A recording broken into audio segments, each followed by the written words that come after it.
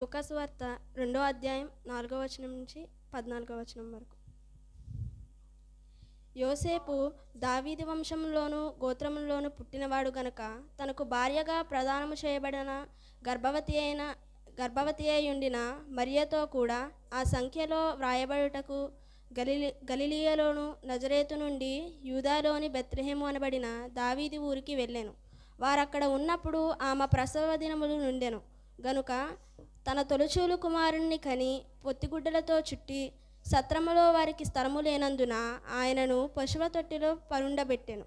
ఆ దేశములో కొందరు గొర్రెల కాపరులు పొలములో ఉండి రాత్రివేళ తమ మందను కాచుకొనిచుండగా ప్రభుదూత వారి యొద్దకు వచ్చి నిలిచెను. ప్రభువు మహిమ వారి చుట్టూ ప్రకాశించినందున వారు మిక్కిలి భయపడిరి. అయితే ఆ దూత, భయపడుకుడి, ఇదిగో ప్రజలందరికీ కలుగబోవు మహా సంతోషకరమైన సువర్తమానమును నేను మీకు తెలియజేయుచున్నాను. దావీదు పట్టణమందు నేను రక్షకుడు మీ కొరకు పుట్టియున్నాడు. ఈయన ప్రభువైన క్రీస్తు. దానికిదే మీ కానవాలు. ఒక శిశువు పొత్తిగుడ్డలతో చుట్టబడి ఒక తొట్టిలో పడుకుని ఉండుట మీరు చూచెదరని వారితో చెప్పెను.